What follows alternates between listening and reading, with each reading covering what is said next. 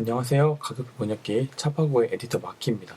오늘 제가 번역해드릴 자동차는 기아 2019년형 K7 프리미어입니다. 2500cc는 약 65만원이고요. 3000cc는 약 78만원 정도의 세금이 필요하십니다.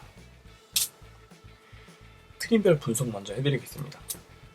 프레스티지 트림입니다. 3190만원이고요. 장점 먼저 말씀드리겠습니다. 스마트 스트림 엔진입니다. 2.4 세타 엔진에서 2.5의 GDI와 MPI 기술을 통용한 스마트 스트림 엔진으로 변경됩니다. 강한 펀치력과 가속력이 필요할 때 GDI로 밀고 나가다가 정속 주행 시에는 MPI로 연비를 챙기는 엔진입니다.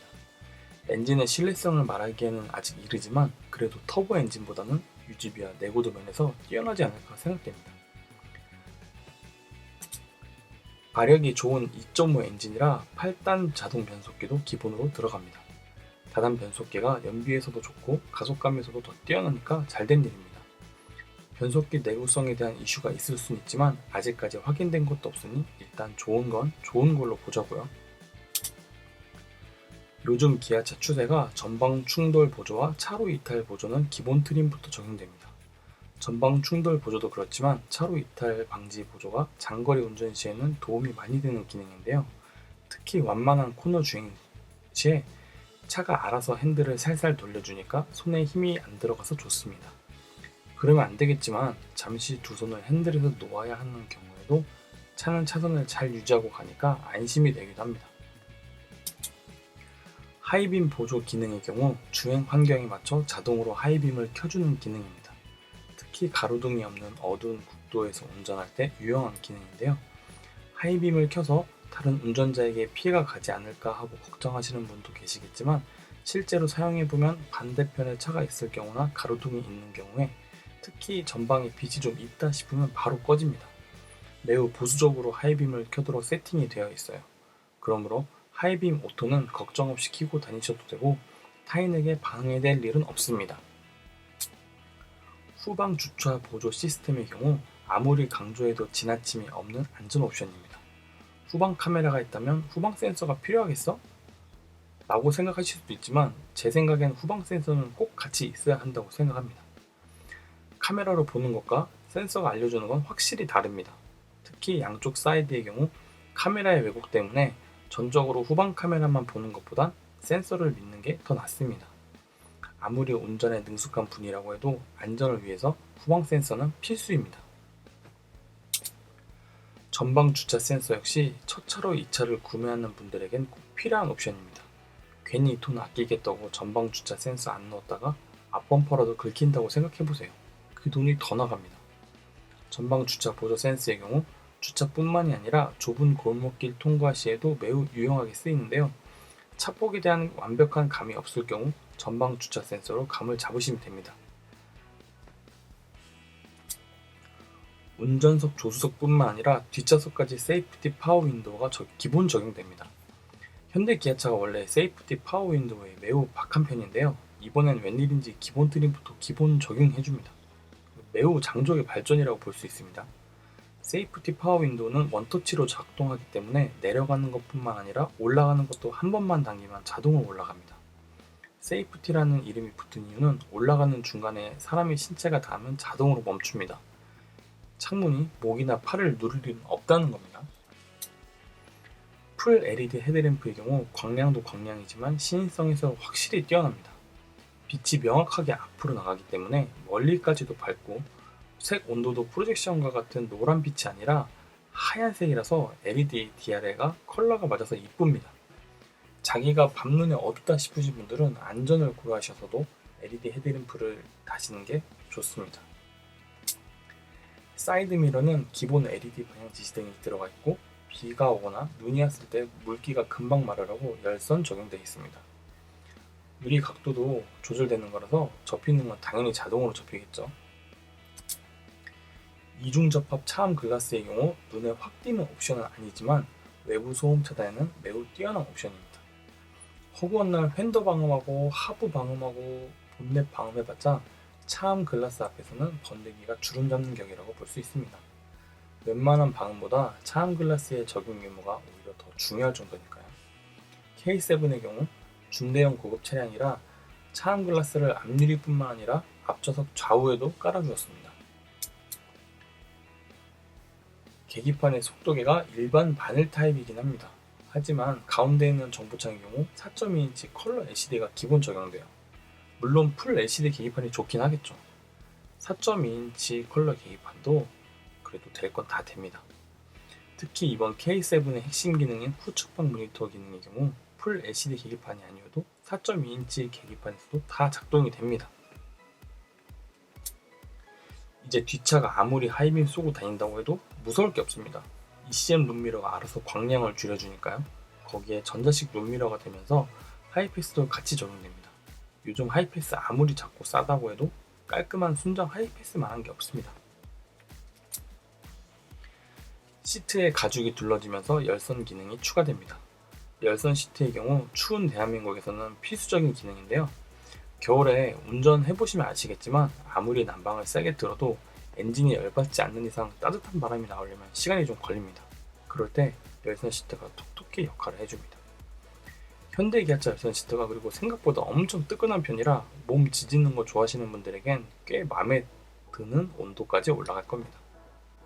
이게 여기에 스마트 히티드라고 붙어있는 이유는 별건 아니고 처음에 원래 열선 3단을 틀어도 나중에 시간이 지나면 천천히 열선을 한 단계씩 내립니다.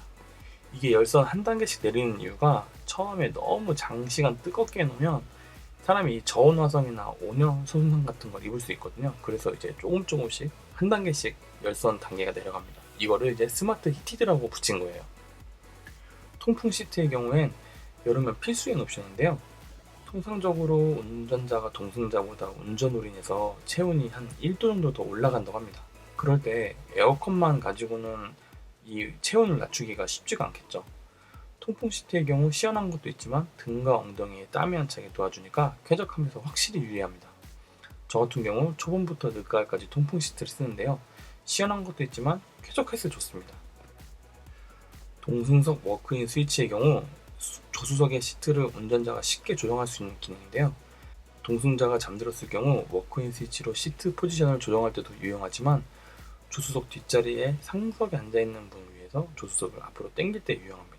보통 이제 뒤에 마누라가 탔을 때 그때 이제 조수석을 확 당겨놓으면 완전 회장님 자리가 되니까 좋겠죠.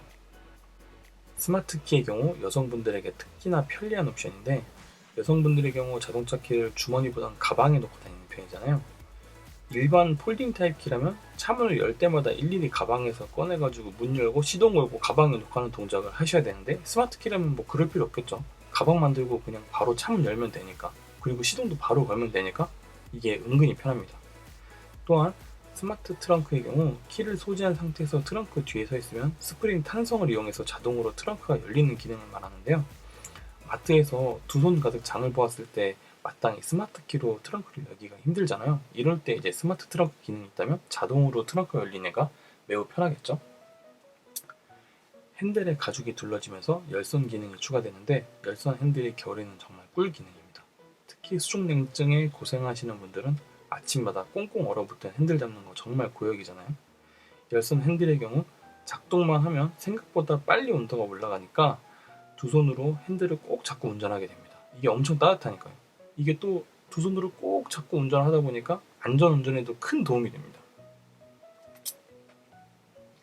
독립 제어 풀 오토 에어컨은 오토 에어컨만 되는 게 아닌 운전석과 조수석에 따로 온도 조절이 되기 때문에 굳이 운전자가 조수석 분들을 위해서 온도를 포기하실 필요가 없어요. 조수석 사람이 덥다고 하면 알아서 온도 내리러 가면 되고 춥다고 하면은 온도 올리러 가면 됩니다. 양쪽으로 서로 다른 온도의 바람이 나오니까 각자 쾌적하게 운전할 수 있습니다. 독립 제어 풀 오토 에어컨은 카테고리는 편이 있긴 하지만 저는 이건 또 안전에 더 맞는 옵션이라고도 생각합니다.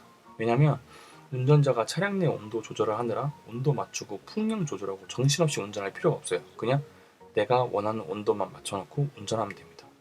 12.3인치 내비게이션에 대해서 먼저 얘기해 볼 텐데요. 기존의 현대기아에서는 8인치 내비게이션을 많이 썼거든요. 그래서 이제 요즘은 12.3인치로 다 바뀌는 추세더라고요. 이 12.3인치 내비게이션이 물론 넓어서 더 좋긴 하겠지만 이 넓은 것보다 더 중요한 건 3분할이 가능하다는 겁니다. 8인치 내비게이션의 경우 2분할만 가능한데요. 2분할의 경우는 내비 정보를 어느 정도 포기하고 봐야 돼요. 음악 재생 탭과 지도 탭을 같이 띄우면 지도도 뭔가 한정된 정보로만 보이고 음악 탭 역시 뭔가 성의 없는 인터페이스를 보이거든요. 하지만 12.3인치 내비의 경우 좌측에 2개 공간의 내비를 꽉 채우고도 나머지 공간에 음악 탭을 띄울 수 있으니까 이것만으로도 운전자가 확인할 수 있는 정보가 많아져서 결국 내비 화면을 많이 안 만져도 됩니다. 그만큼 안전운전에 도움이 되겠죠. 그리고 이번에 K7 같은 경우는 내비게이션 업데이트도 더 이상 SD 메모리로 업데이트할 필요 없이 OTA, 온도에어 방식으로 틈틈이 위부망을 이용해서 내비 업데이트를 합니다. 이게 좀 부러운데요. 이게 우리나라가 생각보다 길이 자주 생기고 자주 없어지거든요. 이거를 매번 SD 메모리 업데이트를 하려면 컴퓨터에 가져와서 꽂고 업데이트하고 가져와서 업데이트하고 그렇게 했는데 이제 그럴 필요 없이 그냥 차가 알아서 무선망으로 업데이트하니까 매우 좋겠죠.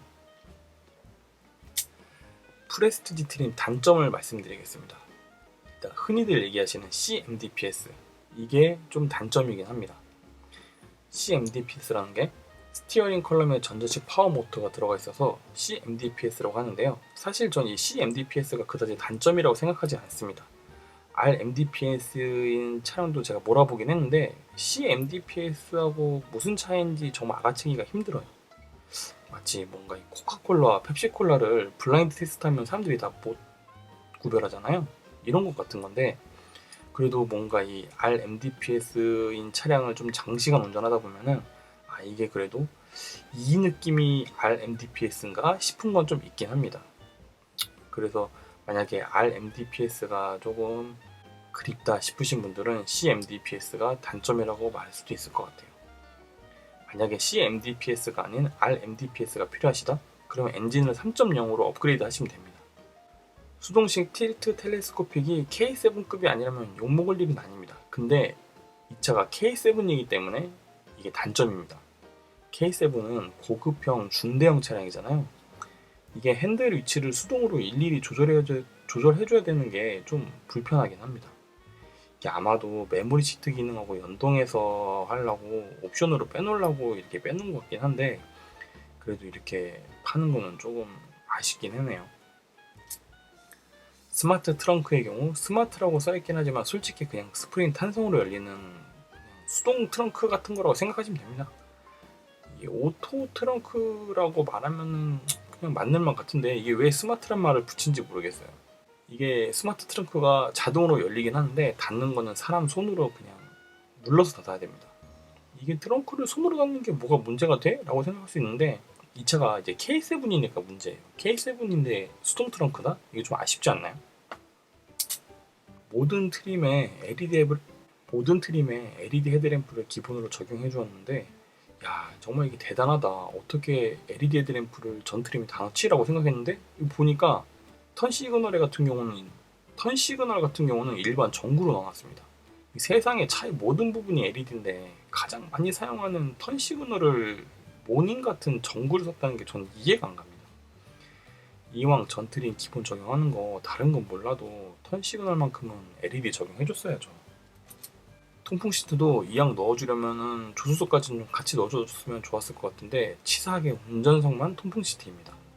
그러면 나중에 여자친구가 조수석에 타면은 여자친구가 그렇게 얘기하겠죠? 자기야 왜 자기만 통풍 시트 틀어?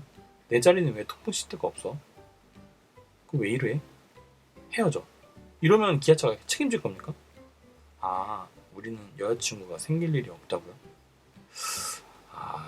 그런가요? 가격표를 보다가 이상한 점을 발견했는데 주차 브레이크가 가격표에서 안 보입니다.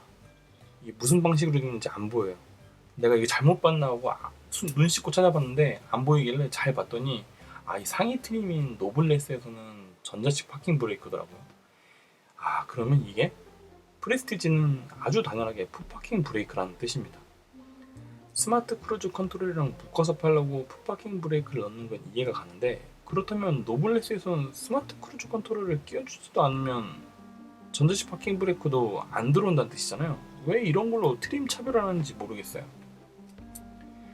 지능형 안전 옵션 중에 가장 활용도가 높은 후측방 경고와 후방 교차 충돌 경고도 프레스티지에서는 돈 주고 넣을 수 없습니다. 이거 돈 주고도 넣을 수가 없어요. 아니, 분명히 기아에선 모든 옵션을 트림별로 차별하지 않고 어디서든 넣을 수 있도록 하겠다라고 했는데, 후측방 경고장치 같은 알짜다 싶은 옵션은 무조건 등급을 올라가야 볼 수 있습니다. 이런 게 후측방 경고장치만 있느냐? 아니죠. 후측방 경고장치를 대표해서 전자식 변속 레버, 조수석, 통풍 시트, RMDPS, 전동식 트렁크 같은 옵션은 프레스티지에서는 절대 돈 주고도 넣을 수가 없습니다. 마지막으로 패드 시프트 역시 돈 주고도 넣을 수 없습니다. 이건 무조건 노블레스 가야 돼요. 노블레스에 들어가는 전자식 변속기의 경우 어쩔 수 없이 패드 시프트가 필수라고는 하는데, 근데 이 변속기 노브 자체는 수동 변속을 할 수 있는 기능이 안 들어가 있으니까 그런 것 같긴 해요. 전자식 변속기가. 근데 이 패드 시프트의 경우 예전에는 기계식 자동 변속기 했을 때는 패드 시프트를 넣어준 경우도 있었거든요. 근데 이번에는 왜 안 넣어준 거죠? 패드 시프트는? 전자식에만 넣어주고 일반에는 안 넣어줬어요. 전자식 변속기도 아쉬운 점이긴 합니다. 이게 패드 시프트랑 같이 빠져버리니까 뭔가 이 맥이 훅 빠지더라고요. 노블레스 트림입니다. 3,367만원이고요. 프레스티지 대비 177만원 올랐습니다. 노블레스 트림의 장점 먼저 말씀드리겠습니다. 프레스티지에서 대차게 깔았던 프론트 방향지 시등이 드디어 LED 타입으로 바뀝니다. 그래요, 이게 진정한 프리미어지 어디 감히 LED 턴 시그널에 전구를 넣습니까? LED 방향지 시등이 중요한 이유가 전구의 경우 불이 들어갈 때는 들어가고 나갈 때는 나가고, 이럴 때 이제 전구 같은 경우는 잔상이 남아요. 이게 깜빡깜빡거릴 때 깔끔한 맛이 없거든요. 근데 LED의 경우에는 이 깜빡깜빡거릴 때 그냥 딱 온오프처럼 깔끔하게 전멸이 되니까 뭔가 느낌이 다르죠. 그로 인해서 다른 운전자들에게도 확실히 이 차량의 주행 방향이 각인이 됩니다. 아, 저 차가 어디로 차선 변경을 하겠구나라는 게 딱 보이게 돼요. 이게 별거 아닌 것 같아도 도로상에서 운전해서 봤을 땐 꽤 중요한 부분입니다. 우리가 아우디 방향지 시등 보면 와, 저기 멋있다 그러잖아요. 그게 왜 그러겠어요? 저게 LED니까 그런 거예요. 앞좌석에만 적용되어 있던 이중 접합 차암 글라스가 뒷좌석에서도 적용됩니다. 이렇게 귀한 차에 누추한 분을 뒤에 자주 태우시면 이건 한번 고민해볼 만한 옵션이긴 합니다. 특히 조용한 차량 내부를 원하시는 분들이라면 이중 접합 차암 글라스는 필수 옵션이라고 볼 수 있겠죠. 제가 제일 좋아하는 안전기술인 후측방 충돌 방지 보조 기능이 추가됩니다. 이건 제가 몇 번을 강조해도 지나치지 않는 중요한 옵션인데요. 주간뿐만 아니라 야간이나 비 오는 날, 심지어 주차장에서 후방으로 출차할 때 근접해 오는 차량을 감지하고 경고로 알려줍니다. 이거 하나만 있어도 차선 변경하는데 사각지대를 걱정할 필요가 없습니다. 운전 피로도가 확 줄어요. 후방 충돌 경고의 경우 후진할 때 작동하는 기능인데, 특히 전방 주차된 차를 후진으로 뺄 때 후측방에서 차가 온다면 후방 카메라나 후방 시야만으로는 차가 오는지를 확인할 수가 없잖아요. 그런데 이제 후측방 충돌 센서를 이용해서 이 후방 충돌 경고 기능을 알려주거든요. 또한 이게 계기판에서도 어느 방향으로 차가 오는지 다 알려줍니다. 소리로도 알려주고 계기판으로도 알려주니까 꽤 이게 믿음이 가고 좋은 옵션입니다. 운전석만 되었던 통풍 시트가 조수석도 같이 됩니다. 이제 더 이상 조수석 사람 눈치 봐가며 통풍 틀 일은 없습니다. 이제 통풍 시트가 있으니까 여자친구랑 헤어질 이유가 없겠죠. 기어가 기계식에서 전자식으로 변경됩니다. 기본적으로 기어봉은 가운데에 있고 그 상태에서 살짝 위로 밀면 후진이 들어가고 살짝 당기면 전진이 작동합니다. 옛날처럼 드르륵 거리면서 기어를 넣을 필요가 없어요. 그냥 살짝 올리고 내리고만 해도 돼요. 전자식 기어로 변경되면서 패들 시프트도 기본으로 적용됩니다. 이게 뭐 쓸 일이 많진 않겠지만 그래도 뭐 잘 쓰시는 분들도 잘 쓰시더라고요. 제가 제일 좋아하는 전자식 파킹 브레이크가 드디어 들어옵니다. 전동식 파킹 브레이크의 경우 이제 써본 사람들은 다음 차 구매할 때 이 차에 전자식 파킹 브레이크가 있냐 없냐를 되게 많이 따지시는데요. 그 이유가 신호가 많아서 정차를 반복하는 시내 운전에서 오토홀드가 있느냐 없느냐가 운전 피로도의 차이를 확실하게 가르기 때문입니다. 아니, 신호에 멈췄을 때 브레이크 그냥 밟고 있는 거 그게 불편한가? 이렇게 생각하시는 분도 있는데 이게 힘듭니다. 생각보다 힘들어요. 한번 오토홀드를 맛보기 시작하시면 이 브레이크를 밟고 있는 게 오히려 고속으로 운전하는 것보다 더 피곤하다고 생각할 수도 있습니다. 이게 오토홀드가 있으면 차가 서 있을 때 브레이크에서 발을 떼고 몸도 풀 수 있고 다리도 쉴 수 있으니까 장시간 시내 운전하실 때는 피곤함이 확실히 줄어듭니다. 제 생각엔 수동 변속기냐 자동 변속기냐만큼 오토홀드가 있냐 없냐도 상당히 전 중요하다고 생각합니다. 스마트 전동식 파워 테일게이트는 전동식 트렁크에 스마트 기능까지 추가된 건데, 그럼 여기서 이제 말하는 스마트란 뭐냐? 바로 스마트 키를 소진한 상태에서 따로 버튼을 누르지 않아도 차 뒤에만 서 있으면 차가 알아서 트렁크를 열어주는 기능을 말합니다. 이게 쓸모가 있을까요? 네, 이게 쓸모 있습니다.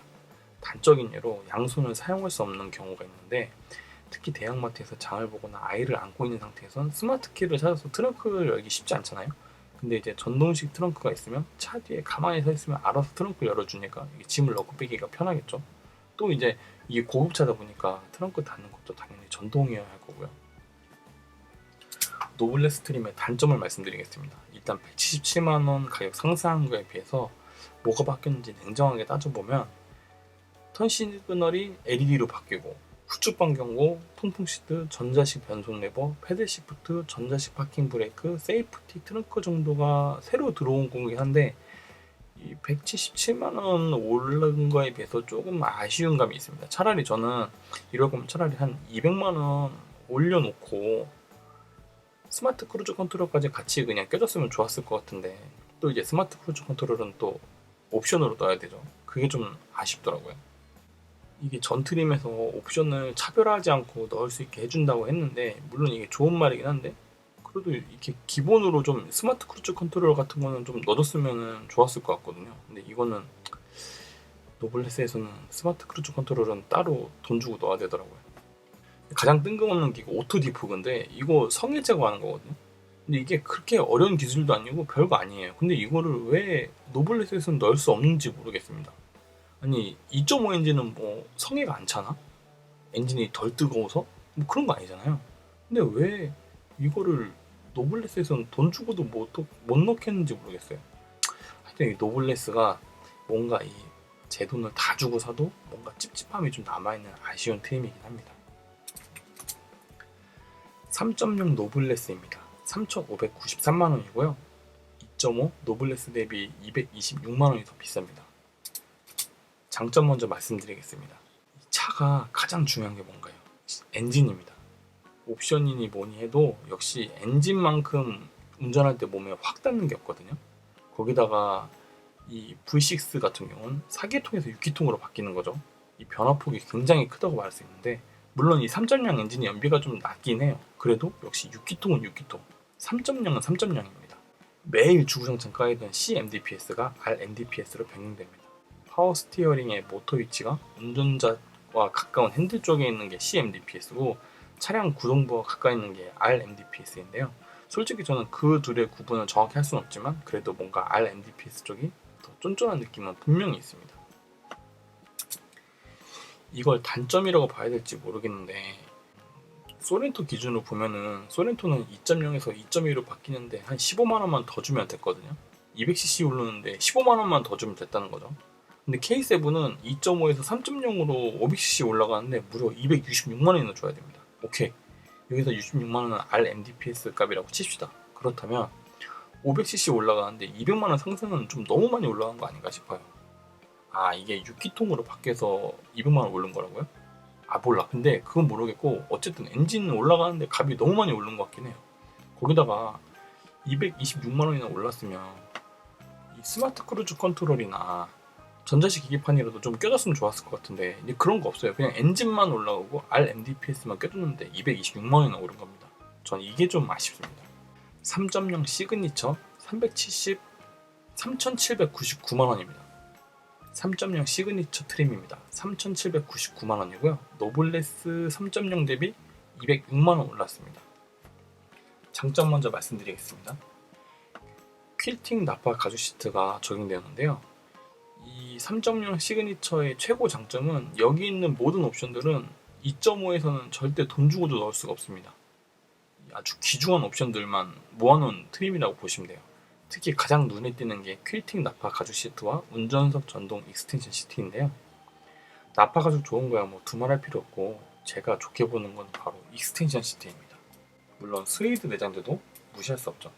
하지만 역시 익스텐션 시트가 가장 중요한 부분이라고 말씀드릴 수 있습니다. 허벅지 부분의 시트 길이를 조절할 수 있는 기능인데, 다리가 기신 분들, 특히 허벅지가 기신 분들에겐 익스텐션 시트는 매우 환영할 만한 옵션입니다.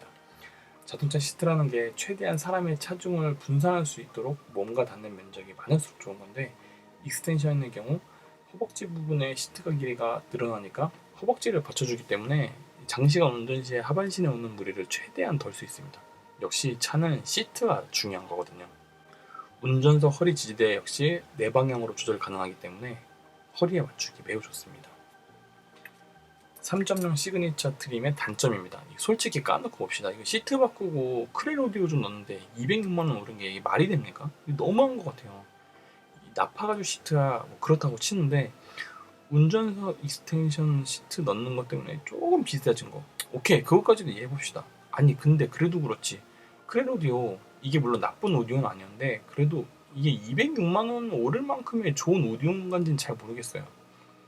이 3.0 노블레스 정도 됐으면은 솔직히 3.0 시그니처 정도 됐으면 솔직히 드라이브 와이저랑 HD 정도는 기본으로 넣어줬어야죠. 그리고 한 250만원 차라리 더 받지 그러셨어요. 아니 왜 최종 트림에 와서까지 옵션 전환 하시는지 모르겠어요. 차라리 이런 거는 현대한테 배우시는 게 낫습니다. 인스퍼레이션 같은 건 비싸다고 욕먹긴 하지만 그래도 인스퍼레이션에서는 옵션 넣을 게 거의 없고, 뭐 옵션 넣을 게 있다고 해도 그냥 말 그대로 취향인 부분이라서 그냥 인스퍼레이션 하나만 사면은 다 해결되거든요. 근데 기아는 아직 그걸 할 줄 몰라요. 기아는 제발 최종 트림 구성하는 법을 현대한테 좀 배우셨으면 좋겠습니다. 3,800만원이라는 차값이 싼 게 아니잖아요. 근데 여기서 또 옵션을 넣어야 된다는 거는 진짜 너무한 것 같습니다.